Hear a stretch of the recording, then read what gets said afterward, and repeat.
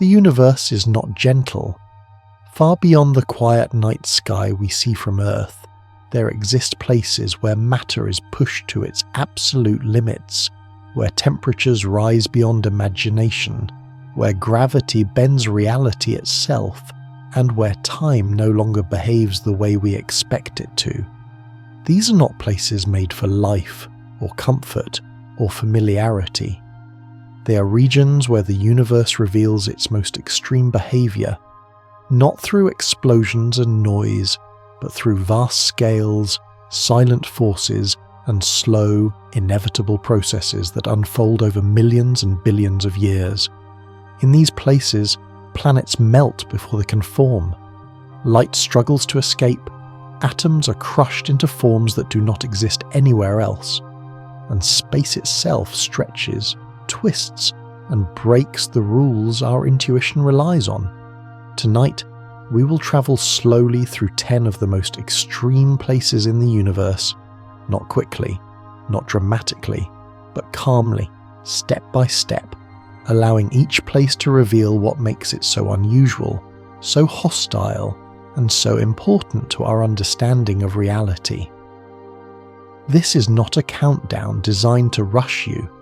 It is a quiet journey through the edges of what exists, where the universe shows us how far it can go and how fragile our familiar world truly is by comparison. And if you enjoy long, calm explorations like this, stories about the universe designed for deep thinking, late nights, or falling asleep under the weight of cosmic scale, consider subscribing to Theories Before Sleep. New journeys like this are always waiting. Now settle in, slow your breathing, and let's begin our journey through the most extreme places the universe has to offer.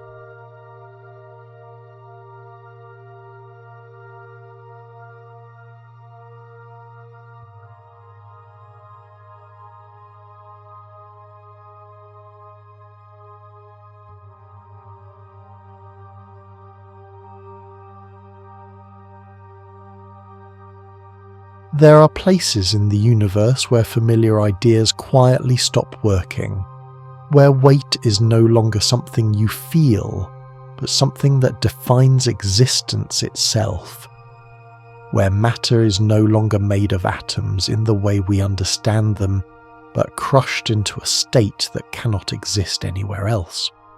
One of these places is the surface of a neutron star. A neutron star is not large. In fact, compared to most cosmic objects, it is astonishingly small. It is typically no more than 20 kilometers across, a size closer to a city than a planet, and yet within that small volume, it contains more mass than the Sun. This contradiction alone hints at how extreme this place truly is. To understand why neutron stars exist, we must begin with the death of a massive star. When a star many times heavier than the Sun reaches the end of its life, it runs out of fuel. Without energy pushing outward, gravity wins. The star collapses inward under its own weight, and in a matter of seconds its core implodes. Protons and electrons are forced together so violently that they merge, forming neutrons. The result is matter packed so densely that atomic structure collapses entirely. What remains is a neutron star. On Earth, gravity feels constant and familiar. On a neutron star, gravity is overwhelming beyond imagination. If you were somehow able to stand on the surface of a neutron star, ignoring the fact that you could never survive, gravity would be billions of times stronger than on Earth. Your body would not simply be crushed, it would be flattened into a layer thinner than a molecule. Height would no longer exist in any meaningful sense. Even the smallest difference in elevation would mean an enormous difference in gravitational force. This is a place where mountains cannot exist as we know them. The tallest mountains on a neutron star are measured in centimeters, because gravity pulls everything flat. Time behaves differently here as well, because gravity is so intense. Time on the surface of a neutron star flows significantly slower than time far away in space. A clock placed on the surface would tick more slowly than one orbiting at a safe distance. This is not science fiction. It is a direct consequence of general relativity. The neutron star bends space-time so strongly that even time itself struggles to move forward. Light escaping from the surface is stretched and weakened by gravity, losing energy as it climbs out. To a distant observer, the light appears red-shifted, dimmer and slower. If you could look back at the universe from the surface of a neutron star, the cosmos would appear strangely distorted, compressed toward the horizon by curved space-time.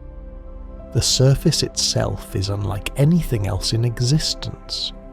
It is often described as a solid crust, but this description is misleading.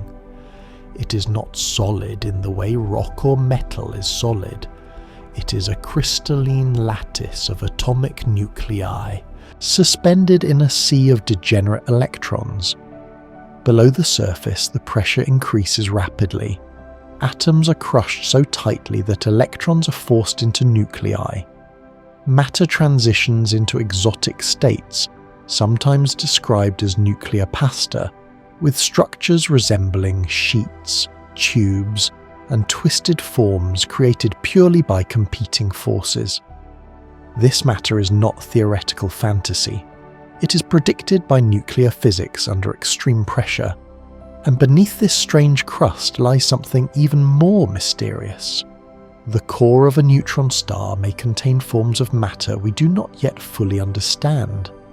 Superfluid neutrons, exotic particles, possibly even free quarks. This makes neutron stars natural laboratories for physics far beyond what we can recreate on Earth. But the surface alone is already one of the most extreme places in the universe. Temperatures on young neutron stars can exceed 1,000,000 degrees. Even older neutron stars remain incredibly hot by human standards, radiating energy slowly into space over millions of years. Some neutron stars rotate at astonishing speeds. These are known as pulsars. A pulsar can spin hundreds of times per second, its magnetic field sweeping beams of radiation across space like a cosmic lighthouse. Each rotation is so precise that pulsars rival atomic clocks in their stability. This precision emerges from extreme conditions. The neutron star's density and rigidity make it one of the most stable objects known, and yet, despite this stability, the surface is under constant stress. Occasionally the crust cracks. These events are called starquakes. When a neutron star's crust shifts, it releases enormous amounts of energy, producing bursts of radiation detectable across the galaxy. In just a fraction of a second, a starquake can release more energy than the sun produces in years. There are even more extreme versions. Some neutron stars possess magnetic fields trillions of times stronger than Earth's. These are called magnetars. On a magnetar, the magnetic field is so intense that it can distort atomic structures. It can strip electrons from atoms at a distance. It can induce currents in nearby space. If a human were somehow placed near a magnetar, the magnetic field alone would tear atoms apart long before gravity could act. The surface of such a star is constantly stressed by magnetic forces that twist and crack the crust, producing violent gamma-ray flares. One of these flares, observed from a magnetar thousands of light-years away, briefly affected Earth's atmosphere. This gives us a sense of scale. Even at enormous distances, the surface activity of a neutron star can reach across space and leave an imprint. Yet despite all this violence, Neutron stars are also quiet. They do not explode continuously. They do not roar. Most of the time they sit in silence, rotating steadily, cooling slowly, existing as relics of stellar death. They are cosmic tombstones, dense, silent, persistent. From the outside, a neutron star may appear as a faint point of light or a rhythmic pulse, but beneath that appearance lies one of the most extreme environments in the universe, a place where gravity overwhelms matter, where time slows noticeably, where atoms collapse, where the distinction between solid and fluid disappears. It is a reminder that the universe does not limit itself to the conditions we understand. The laws of physics allow matter to be pushed far beyond familiarity, into regimes that feel almost unreal, yet are entirely natural outcomes of cosmic evolution. The surface of a neutron star is not extreme because it is violent or dramatic. It is extreme because it represents a boundary between what matter can normally be and what it becomes when pressure and gravity erase all space between particles. It is a place where the universe shows us how much it can compress reality without breaking it. And this is only the first place on our journey. As extreme as the surface of a neutron star is, there are regions in the universe that go even further. Places where gravity does not merely crush matter, but erases paths through space-time itself.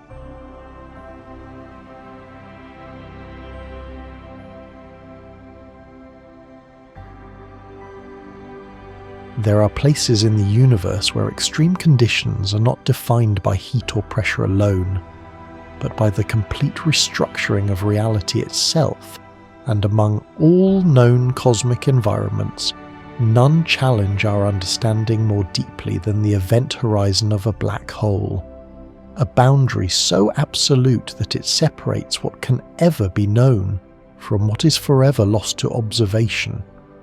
A black hole does not begin as a hole, nor does it begin as darkness, but as the inevitable outcome of gravity winning completely. When a massive star collapses so thoroughly that no known force is capable of stopping it, compressing matter beyond neutron degeneracy and forcing space-time itself to curve inward without limit.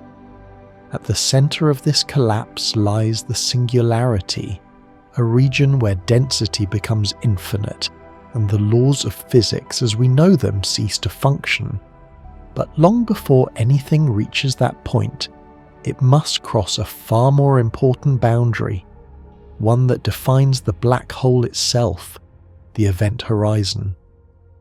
The event horizon is not a surface you can touch or collide with, and it is not made of matter or energy, yet it is one of the most powerful structures in the universe, a mathematical boundary in space-time beyond which no signal, no particle, no light, and no information can ever return. To an outside observer watching from a safe distance, the event horizon behaves like a cosmic trap, as anything approaching it appears to slow down, stretch, and fade, its light redshifting endlessly, its motion becoming more and more frozen in time, never quite crossing the boundary, never quite disappearing, but never communicating what lies beyond. This effect is not an illusion and not a trick of perception, but a direct consequence of extreme gravity warping time itself.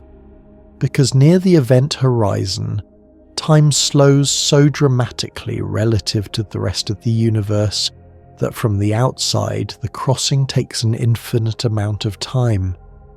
Yet for the object falling in, the experience is entirely different, because locally, nothing special happens at the event horizon.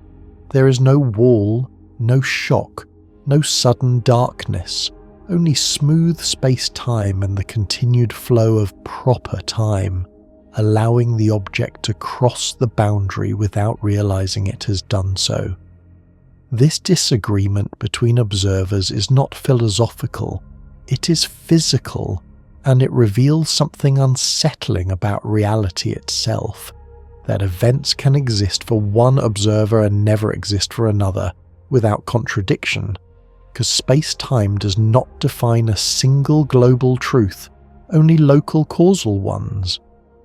Once past the event horizon, all possible future paths lead inward, meaning that moving forward in time inevitably carries everything deeper into the black hole, just as moving forward in time on Earth inevitably carries you toward tomorrow, and in this sense, falling into a black hole is not about falling through space, but about being carried forward by time in a direction that no longer includes escape.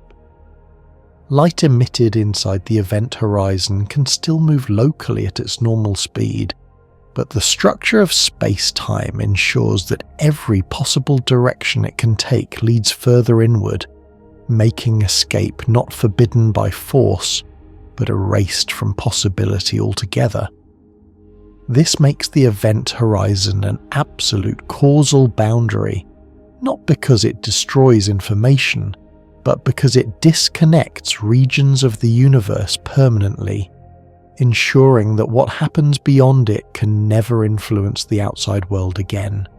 On cosmic scales, this same concept appears in a quieter but equally profound form, because the expanding universe itself creates a kind of event horizon, beyond which galaxies recede so quickly that their light will never reach us no matter how long we wait, meaning that vast regions of the universe already exist beyond our causal reach. This reveals a deep truth about reality, that knowledge is not limited only by intelligence or technology, but by geometry, because space-time itself decides what can be seen, measured, remembered, or influenced, and what must remain permanently inaccessible. Black holes force us to confront this limit in its most dramatic form, because they create regions where reality continues to exist without ever being observable, where events unfold without witnesses, and where the universe itself enforces silence. The event horizon also raises one of the most important questions in modern physics, the question of information. Because if information crosses the horizon and never returns, it seems to disappear from the observable universe, challenging the principle that information is conserved. This problem led physicists to propose that information is not lost but encoded on the event horizon itself, smeared across its surface in a highly scrambled form, an idea that eventually gave rise to the holographic principle, suggesting that the universe may store information on boundaries rather than in volumes. If this is true, then the event horizon is not just a limit of escape, but a fundamental feature of reality's architecture, hinting that space and time themselves may emerge from deeper informational rules that do not resemble the world we experience.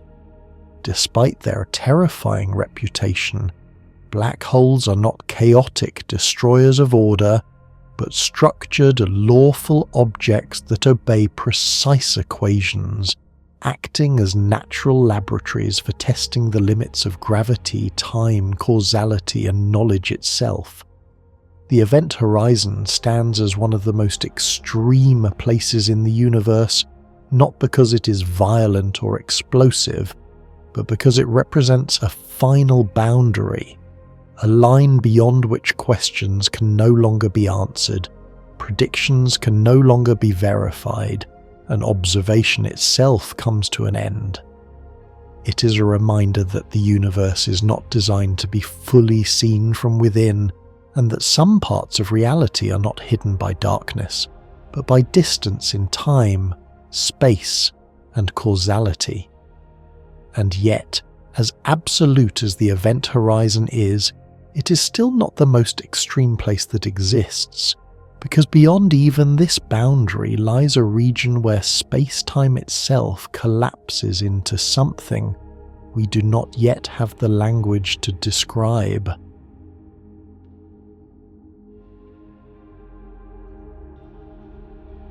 If the event horizon is the point where the universe falls silent to the outside, then the singularity is the place where the universe itself seems to forget how to behave.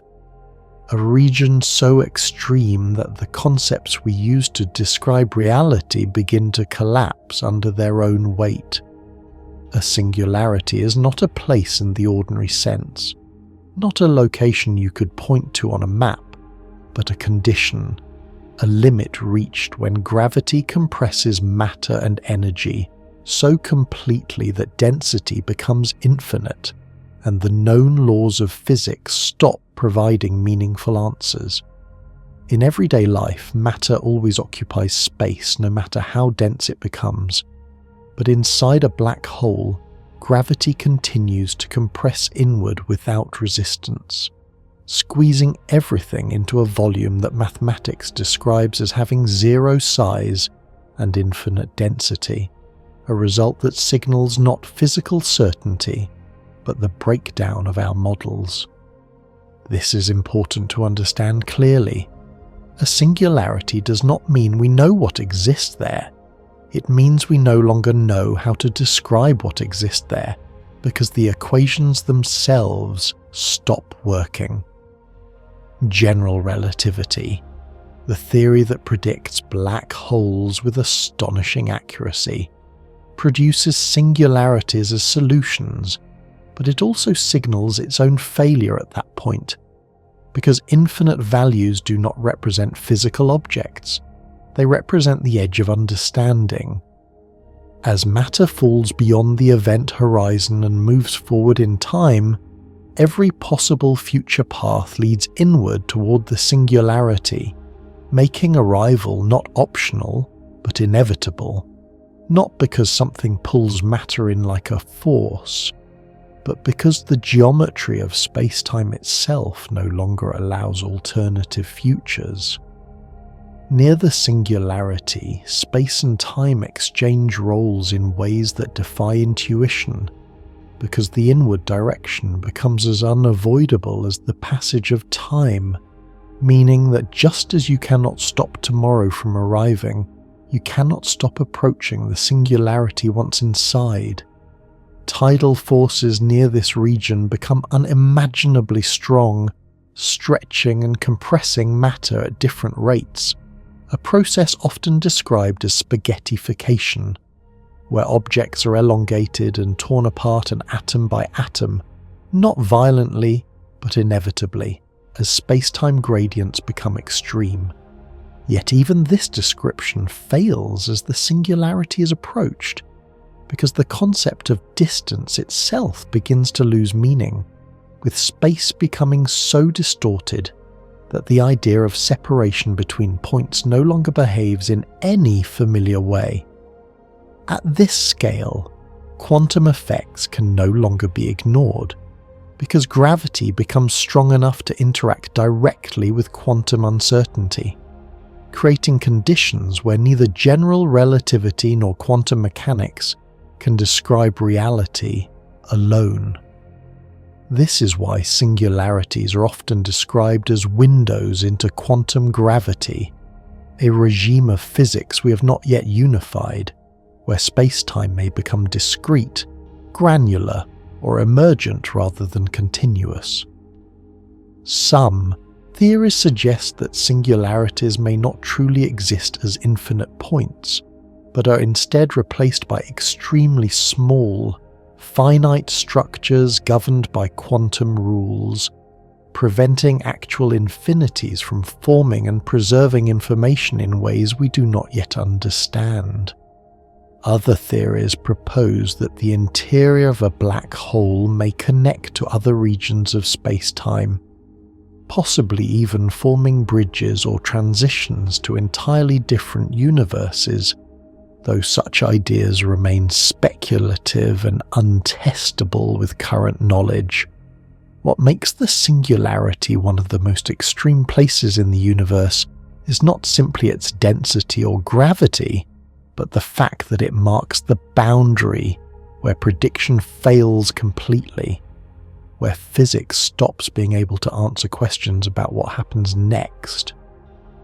There is no experiment that can probe a singularity directly, no signal that can escape it, no observation that can confirm its internal structure, meaning that it exists as a real feature of our equations but an unreachable feature of experience.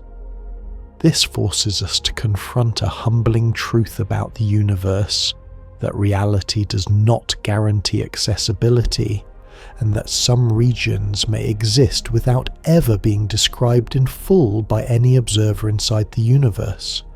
The singularity is extreme not because it destroys matter, but because it destroys certainty, collapsing not just stars but assumptions, revealing that our understanding of space, time and matter is incomplete at the deepest level.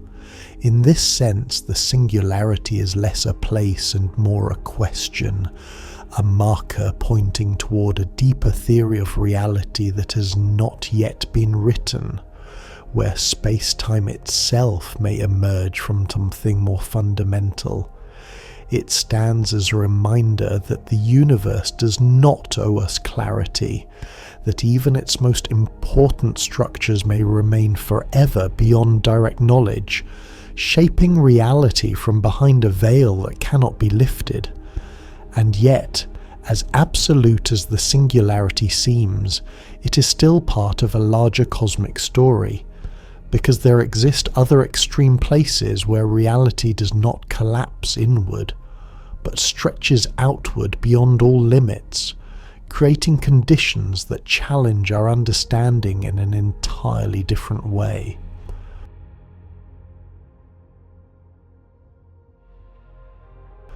There is a place in the universe that is extreme not because of heat, pressure or gravity, but because it marks the absolute limit of what can ever be seen, measured, or known from where we exist, a boundary defined not by walls or matter, but by time itself. This place is known as the edge of the observable universe, and despite how it sounds, it is not an edge in space, but an edge in information, a horizon beyond which the universe continues to exist but can never communicate with us. The observable universe is limited by a simple fact. The universe has a finite age, and light travels at a finite speed, which means we can only see objects whose light has had enough time to reach us since the beginning of cosmic expansion. When we look out into deep space, we are not seeing distant places as they are now, but as they were billions of years ago, because their light has been travelling through expanding space for most of the universe's history. At a certain distance, this look-back time reaches its limit, beyond which no light has had time to arrive, not because there is nothing there, but because the universe has not existed long enough for signals to reach us. This boundary forms a vast spherical horizon around Earth, extending roughly 46 billion light-years in every direction, enclosing everything we can possibly observe, while beyond it lies a much larger universe that remains permanently inaccessible.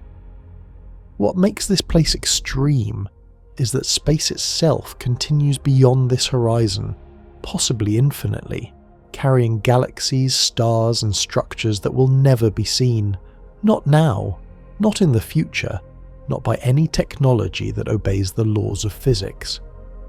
As the universe expands, this horizon does not simply move outward like a wall being pushed back, because the expansion of space causes distant regions to recede faster than light relative to us, meaning that some parts of the universe are already moving away too quickly for their light to ever reach us. This creates a cosmic event horizon, a limit not only on observation but on influence, because any region beyond it is causally disconnected from us forever, making the observable universe a finite island within a potentially infinite reality. What makes this even more unsettling is that the edge of the observable universe is not special to us, because every observer, no matter where they are, has their own observable horizon centered on themselves, meaning that there is no privileged viewpoint from which the entire universe can be seen. From any galaxy, the universe appears centered on that galaxy, with its own horizon and its own unreachable regions, reinforcing the idea that the universe has no center and no edge in space, only limits in time and causality. Near this boundary, the light we observe is stretched to its extreme, redshifted by the expansion of space until it becomes microwave radiation, forming the cosmic microwave background, the oldest light we can see, emitted when the universe first became transparent.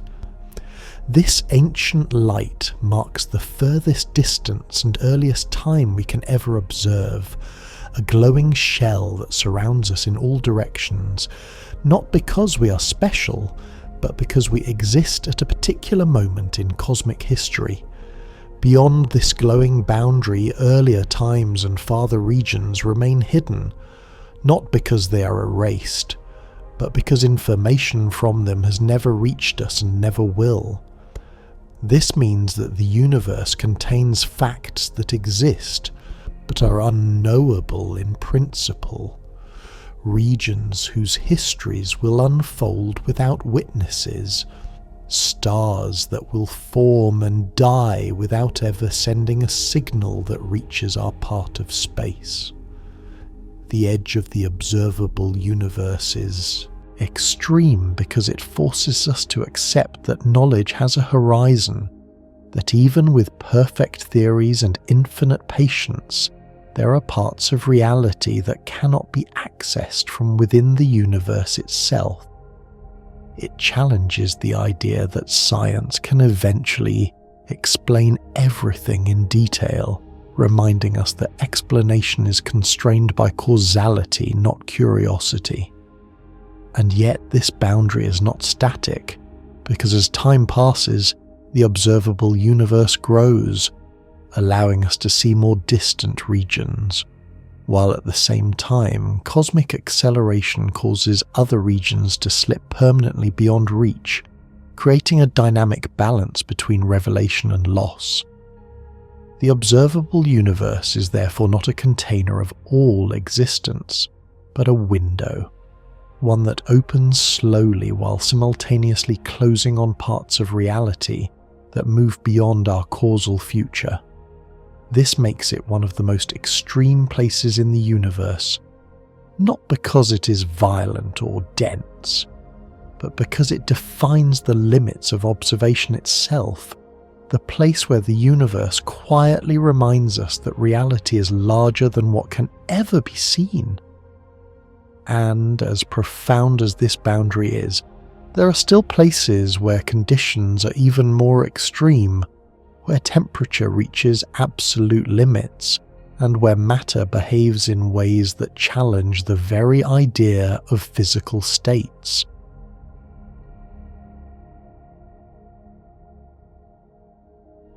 There are places in the universe where heat is not simply intense, but so overwhelming that the very idea of temperature begins to lose its everyday meaning, and among all known cosmic environments, few reach such extremes as the accretion disk surrounding a quasar, a region where matter is heated to levels that surpass anything else currently known to exist.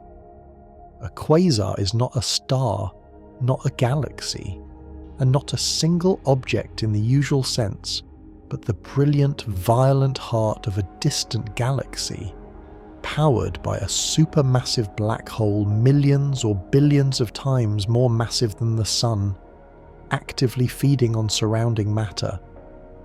As gas, dust, and even entire stars fall toward this black hole, they do not plunge directly inward, but instead form a vast rotating disk known as an accretion disk, where friction, compression, and extreme gravity combine to heat matter to unimaginable temperatures. This disk is not quiet, and it is not stable, but it is ordered in a brutal way, governed by gravity and motion, with particles spiraling inward at enormous speeds, colliding, compressing, and releasing energy continuously as they lose angular momentum and sink closer to the black hole. The temperatures reached in these regions are so extreme that atoms cannot survive, electrons are stripped from nuclei, and matter exists as a superheated plasma, glowing intensely across the electromagnetic spectrum, from visible light to X-rays and gamma rays. In some parts of a quasar's accretion disk, temperatures can exceed tens of millions of degrees, while closer to the black hole, they can rise even further, reaching levels that outshine entire galaxies combined, making quasars the brightest persistent objects in the universe. What makes this place extreme is not just the raw heat, but the scale at which it operates, because a quasar can release more energy than hundreds of billions of stars, all concentrated into a region smaller than our solar system. From Earth, quasars appear as distant points of light, faint and steady. But this appearance hides the reality of what is happening, a continuous storm of infalling matter being torn apart, heated, and radiated away before it ever crosses the event horizon. The heat in an accretion disk is not produced by nuclear fusion, as it is in stars, but by gravity itself, converted into thermal energy through friction and compression, making quasars some of the most efficient engines known, capable of converting mass into energy with astonishing effectiveness. As matter spirals inward, it accelerates to a significant fraction of the speed of light, and at these speeds, even small collisions release enormous amounts of energy, raising temperatures far beyond what any star can achieve at its core. This makes the accretion disk one of the hottest environments in the universe, hotter than stellar interiors, hotter than supernova remnants, and rivaled only by the conditions that existed shortly after the Big Bang. Yet unlike the early universe, which was hot everywhere, the heat in a quasar is localized, confined to a thin, violent disk surrounding a single gravitational monster, creating extreme gradients where temperature, density, and radiation change dramatically over very short distances. These gradients produce powerful radiation pressure, capable of pushing matter outward, launching enormous jets that shoot perpendicular to the disk at near-light speeds, extending thousands or even millions of light-years into intergalactic space. These jets carry energy far beyond the galaxy that hosts the quasar, influencing star formation, heating intergalactic gas, and shaping the evolution of entire clusters of galaxies, making quasars not just extreme places but cosmic architects. Despite the violence, the accretion disk itself can persist for millions of years, steadily converting infalling matter into radiation, shining across the universe, and serving as a beacon from the distant past, because most quasars we observe existed when the universe was young. This means that when we observe a quasar, we are seeing the universe during one of its most active and extreme phases, when supermassive black holes were growing rapidly and galaxies were forming under intense conditions.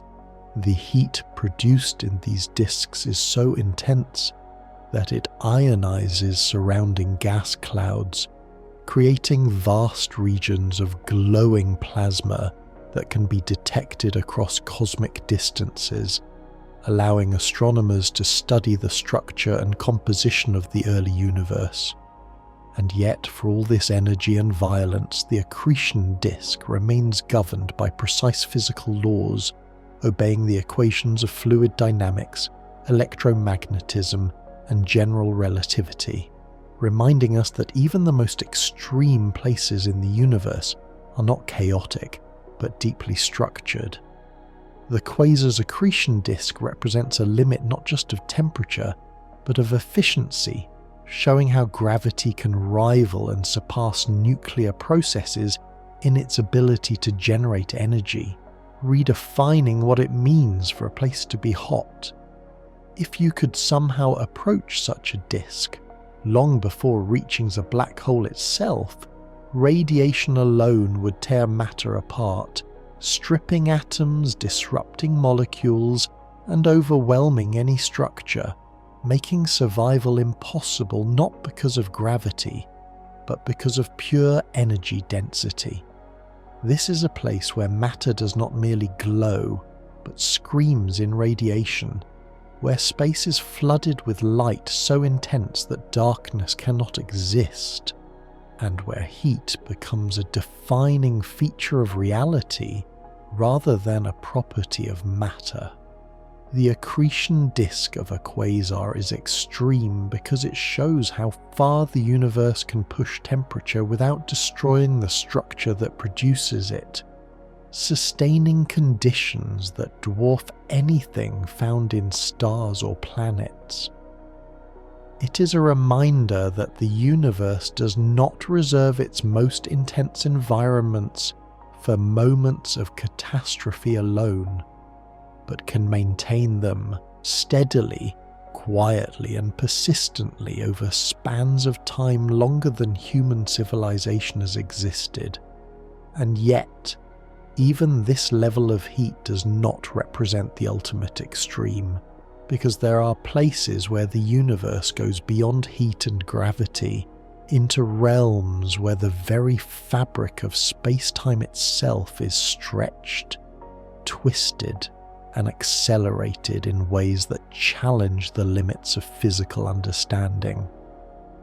There are places in the universe that are extreme because of where they are, and there are places that are extreme because of when they are. And among all moments in cosmic history, none pushed reality further than the era known as cosmic inflation, a brief but astonishing phase when space itself expanded faster than anything else that has ever existed. Cosmic inflation did not occur at the edge of a galaxy or near a massive object, but everywhere at once, filling the entire universe in its earliest moments, turning space-time itself into the most extreme environment imaginable. In the fraction of a second after the universe began, space did not simply grow larger, it expanded at an exponential rate, doubling in size again and again in unimaginably short intervals, stretching microscopic regions into cosmic scales faster than light could ever travel. This expansion did not violate the laws of physics, because nothing was moving through space faster than light. Instead, space itself was growing, carrying everything with it, making distance meaningless and separation inevitable. During inflation, regions of space that were once smaller than a single atom were pulled apart into vast expanses that would later become galaxies, clusters, and the large-scale structure of the universe we observe today. What makes this era extreme is not just the speed of expansion, but the fact that it reshaped reality permanently, imprinting patterns into space-time that still determine how matter is distributed across the cosmos billions of years later. Inflation smoothed the universe, ironing out irregularities, flattening curvature, and ensuring that distant regions look remarkably similar in temperature and structure, even though they are now separated by distances too great for light to have ever connected them afterward. This means that the uniformity of the universe, the reason the cosmos looks roughly the same in all directions, is itself the result of an extreme condition, a moment when space expanded so violently that it erased most traces of what came before.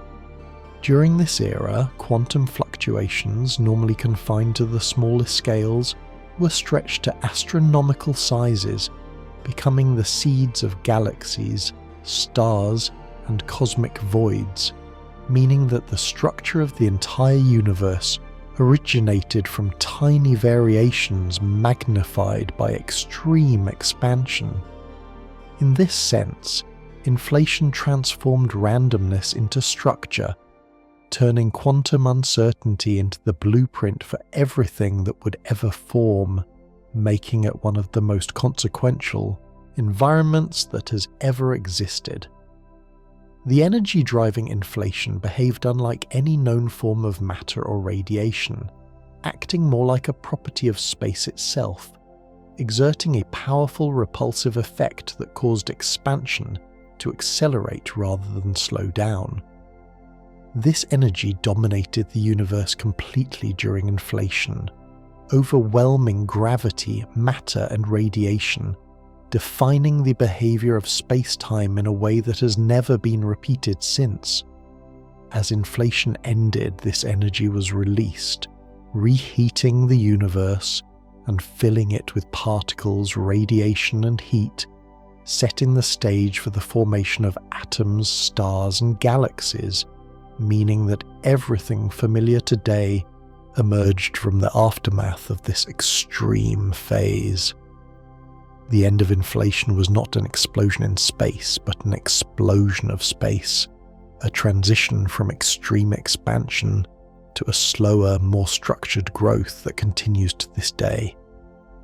What makes cosmic inflation one of the most extreme places in the universe is that it was not localized, contained, or isolated, but universal, affecting every point in space simultaneously, reshaping the entire cosmos in a way that no other process ever has.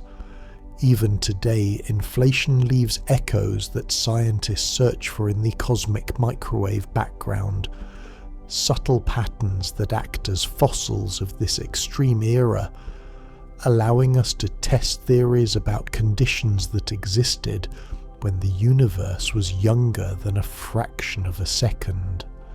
Some theories suggest that inflation may not have happened just once, but may still be happening in distant regions of space, giving rise to multiple expanding universes, each with its own physical conditions, a concept known as eternal inflation.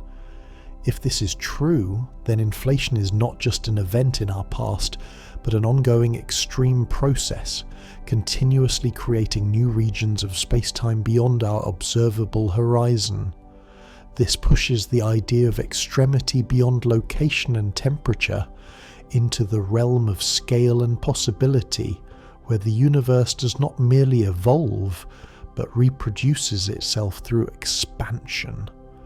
Cosmic inflation represents an extreme not because it was violent in the way explosions are violent, but because it rewrote the rules of distance, size, and connection, creating a universe where separation became fundamental.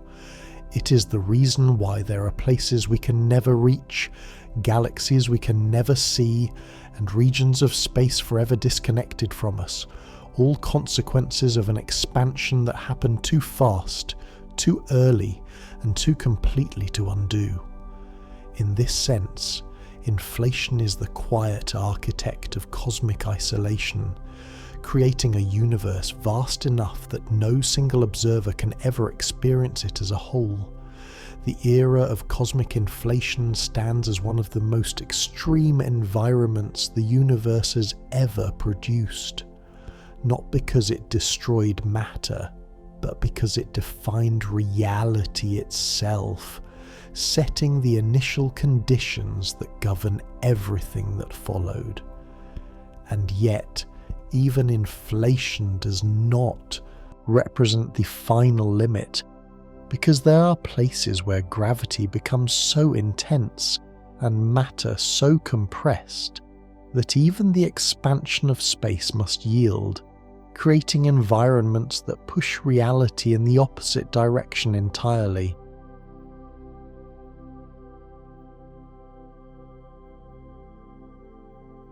There are places in the universe where gravity dominates, places where heat overwhelms matter, and places where space itself stretches beyond limits. But there are also places where an invisible force becomes so powerful that it reshapes reality at the atomic level, and among all known environments, none push this force further than the core of a magnetar. A magnetar is a type of neutron star, already one of the densest objects in existence. But what separates a magnetar from an ordinary neutron star is its magnetic field, a field so intense that it exceeds anything else known in the universe by an almost unimaginable margin. To understand how extreme this place is, it helps to begin with scale, because Earth's magnetic field, strong enough to guide compasses and shield us from solar radiation, is insignificant compared to that of a magnetar, weaker by a factor of trillions. The magnetic field of a magnetar is so powerful that if one were placed halfway across the moon's distance from Earth, it would still be capable of stripping credit cards, disrupting electronics, and inducing currents in conductors, all from space. At the surface of a magnetar, the magnetic field is strong enough to distort the shapes of atoms, stretching electron clouds into elongated forms and altering the fundamental behavior of matter itself. But deeper inside, toward the core, conditions become even more extreme. Within the core of a magnetar, matter is compressed beyond nuclear density, forming a superfluid of neutrons and exotic particles, while magnetic fields thread through this matter with such intensity that the distinction between magnetic force and material structure begins to blur. Here, magnetism is not a background influence, but a dominant feature of existence, shaping how particles move, how energy flows, and how the star evolves over time. The magnetic field inside a magnetar is believed to be so strong that it can store enormous amounts of energy, twisting and stressing the star's crust as the field lines shift and realign, building tension over years or centuries. When this tension is released, the result is a starquake, a sudden cracking of the crust that unleashes bursts of gamma radiation so powerful they can be detected across the galaxy, briefly outshining everything else in high-energy light. These eruptions do not come from explosions or fusion reactions, but from the rearrangement of magnetic fields, making magnetars the most magnetic objects known, and among the most violent in terms of energy release per event. Inside the core, the interaction between extreme density and extreme magnetism may give rise to physical states that do not exist anywhere else, where quantum effects, nuclear forces, and electromagnetism operate together under conditions we cannot reproduce or fully model. Some theories suggest that superconducting currents flow through the core, allowing magnetic fields to persist with extraordinary stability, while others propose that the core contains exotic forms of matter that respond to magnetism in unfamiliar ways. What makes the core of a magnetaire one of the most extreme places in the universe is not simply that it is dense or energetic, but that it combines multiple extremes into a single environment, crushing gravity, ultra-strong magnetism, relativistic effects, and quantum behavior all interacting at once. Time near a magnetaire flows more slowly than it does far away, distorted by gravity, while space around it is warped by both mass and energy, creating an environment where familiar reference points lose meaning. If a human could somehow approach such an object, long before reaching the surface, magnetic forces alone would disrupt biological structure at the atomic level, tearing molecules apart without heat or impact, making magnetaires lethal not through violence, but through field strength. Even light behaves strangely near these objects, as radiation interacts with the intense magnetic field, altering polarization and propagation in ways rarely seen elsewhere in the universe.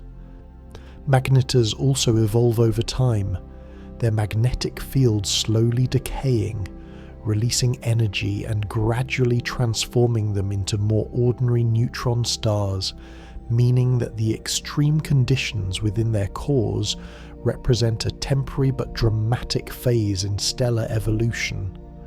Despite their rarity, magnetaires play an important role in astrophysics, helping scientists understand how matter behaves under extreme magnetism, how neutron stars cool and crack, and how energy can be stored and released in forms unrelated to fusion or explosion.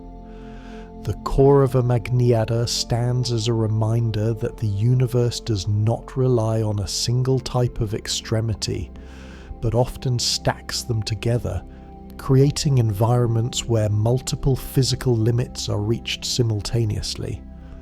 It is a place where magnetism is no longer a subtle force guiding compasses, but a fundamental architect of reality, shaping matter at the deepest level. And yet, even this extraordinary environment does not represent the final extreme, because there are places where gravity does not merely compress matter into stars, but pulls entire regions of space-time apart, creating environments defined by absence rather than presence. There are places in the universe that are extreme not because they are crowded with matter or energy, but because they are almost completely empty, vast regions where galaxies are rare, stars are absent, and even darkness feels stretched thin, and these places are known as cosmic voids. Cosmic voids are enormous regions of space that contain very little matter compared to the cosmic average, often spanning tens or even hundreds of millions of light years, making them some of the largest structures in the universe, defined not by what they contain, but by what they lack. When the universe began, matter was distributed almost uniformly, but as time passed, gravity caused matter to clump together, forming galaxies, clusters, and filaments, leaving behind immense regions where very little remained, like bubbles expanding between denser structures. These bubbles are cosmic voids, and they make up the majority of the universe's volume, meaning that most of space is not filled with stars or galaxies, but with near emptiness stretching farther than the mind can easily imagine. What makes cosmic voids extreme is not just their size, but their isolation. Because within these regions, galaxies are separated by enormous distances, interactions are rare, and cosmic evolution proceeds at a slower, quieter pace than in crowded regions like galaxy clusters. Inside a void, gravity is weak, matter is sparse, and the influence of neighbouring structures is minimal, allowing these regions to expand more freely than denser parts of the universe, making voids expand faster relative to their surroundings. This means that cosmic voids are not static emptiness, but dynamic environments where space stretches more efficiently, subtly amplifying the effects of cosmic expansion and dark energy.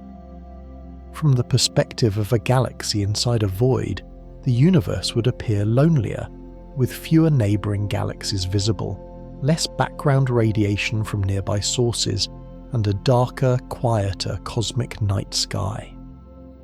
Over billions of years, galaxies inside voids evolve differently, forming stars more slowly, experiencing fewer mergers and retaining simpler structures, making them living fossils of an earlier cosmic era.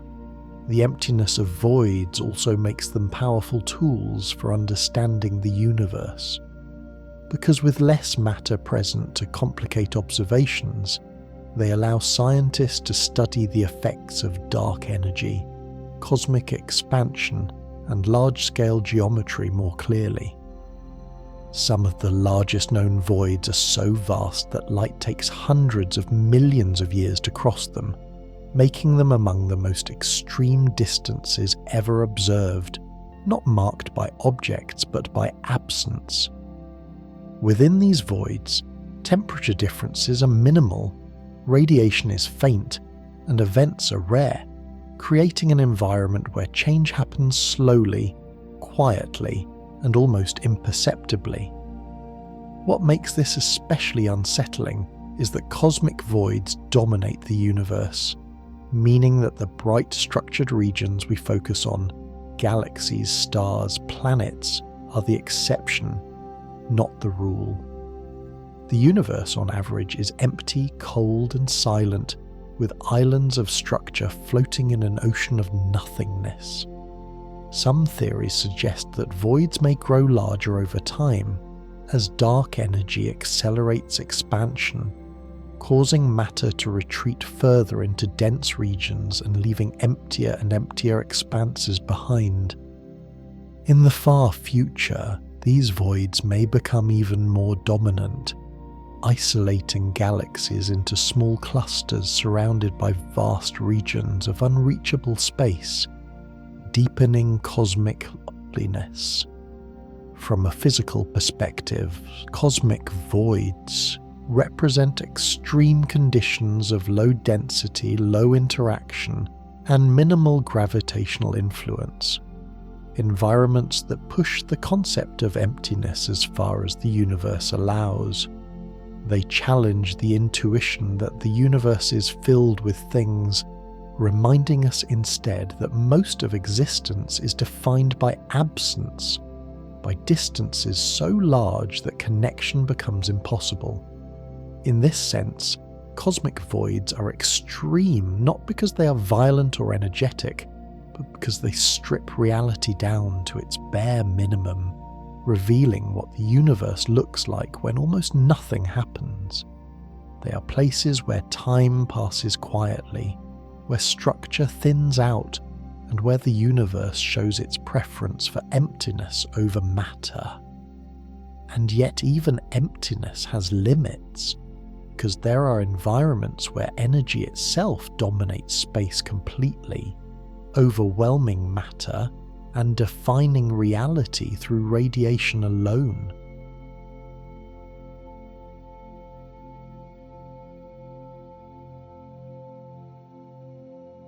There are places in the universe where energy is released so suddenly and so intensely that, for a brief moment, a single event can outshine entire galaxies, flooding space with radiation powerful enough to reshape matter across enormous distances. And these places are the origins of gamma-ray bursts. Gamma-ray bursts are not locations that remain extreme for millions of years like quasars or neutron stars. but fleeting environments where the universe releases more energy in seconds than the sun will emit over its entire lifetime, making them some of the most extreme events ever observed. They occur when massive stars collapse into black holes, or when compact objects such as neutron stars collide, producing jets of radiation so focused and energetic that they pierce through space like cosmic blades. At the source of a gamma-ray burst, matter is accelerated to nearly the speed of light. Magnetic fields are twisted into violent configurations, and energy densities become so high that normal atomic structures cannot exist, turning matter into streams of high-energy particles and radiation. These jets are not wide explosions, but narrow beams, meaning that most gamma-ray bursts go unnoticed, their energy missing Earth entirely, while those that align with us briefly become the brightest events ever detected in the universe. Within the source region, temperatures rise to billions of degrees. Particles collide at relativistic speeds, and gamma radiation dominates completely, making this environment lethal to matter, not because of heat or gravity, but because of raw energetic intensity. If a gamma-ray burst were to occur within our galaxy and point toward Earth, it could strip away the ozone layer, disrupt ecosystems, and cause mass extinctions, not through impact, but through radiation alone. This illustrates how extreme these places are, capable of influencing life across interstellar distances despite lasting only seconds or minutes. The source of a gamma-ray burst represents a moment when the universe converts mass into energy with extraordinary efficiency, releasing it almost instantaneously rather than gradually as stars do. In these moments, space around the source is flooded with gamma photons, the most energetic form of light, capable of passing through matter, breaking molecular bonds, and ionizing entire regions of space. Time itself seems compressed at the source, as processes that normally unfold over millions of years, stellar collapse, black hole formation, jet creation, occur in a rapid cascade that leaves little room for gradual change. Despite their violence, gamma-ray bursts are not chaotic but highly structured, with jets shaped by magnetic fields and rotation, following precise physical laws that channel energy with astonishing focus. They are among the clearest demonstrations that the universe can store energy for long periods and then release it in sudden concentrated outbursts that briefly dominate cosmic scales. After the initial burst, the environment cools rapidly, leaving behind expanding shockwaves and afterglows that slowly fade, marking the end of one of the most extreme moments that can occur. What makes the source of a gamma ray burst one of the most extreme places in the universe is not just the energy involved, but the contrast, a region that transitions from relative stability to overwhelming radiation in an instant, transforming space itself into a conduit for destruction. These events remind us that extremity in the universe does not always come from permanence or scale, but sometimes from intensity and speed, from moments when the universe releases everything at once. The gamma-ray burst source is a place where light becomes a weapon, where energy eclipses matter, and where existence itself is briefly overwhelmed by radiation. And yet, even these outbursts are not the final extreme, because there are environments where temperature reaches absolute theoretical limits, places that existed only once, but defined the starting conditions for everything that followed. There is no place in the universe more extreme than the moment when the universe itself first existed, a time when space, Time, energy, and matter were compressed into conditions so intense that every concept we rely on today breaks down when we try to imagine it. The first moments after the Big Bang were not an explosion in space, but the expansion of space itself from an initial state of unimaginable density and temperature, a state where the entire observable universe was contained in a region far smaller than an atom. During this earliest phase, temperatures exceeded trillions of degrees, making it impossible for atoms, nuclei, or even protons and neutrons to exist as stable structures, because energy dominated everything, tearing apart any attempt at organization. Matter as we know it did not exist yet, only a dense, seething plasma of fundamental particles and radiation interacting continuously, with collisions happening so frequently and energetically that the distinction between particles blurred into a chaotic, unified state. In these conditions, the forces of nature that now act separately may have been unified: gravity, electromagnetism, and the nuclear forces operating as a single interaction, making this era not only the hottest, but also the most fundamental environment the universe has ever known. Time itself behaved differently during these first moments, because when energy density becomes extreme, space-time curvature reaches levels where classical descriptions lose meaning, and the passage of time cannot be separated from the rapid expansion of space. Every fraction of a second brought dramatic change as the universe cooled, expanded, and transitioned through a series of thresholds that determined what kinds of particles could exist, which forces separated, and which structures could eventually form. As the universe expanded, energy spread out, temperatures dropped, and the first stable particles began to appear, allowing matter to slowly take shape from what had been pure energy moments before. This process was not smooth, but defined by rapid transformations, where entire classes of particles ceased to exist, symmetries broke, and the rules governing reality shifted in irreversible ways. The extreme heat ensured that nothing could remain localized, because particles moved at relativistic speeds, interactions were constant, and no region could remain isolated from the rest of the universe.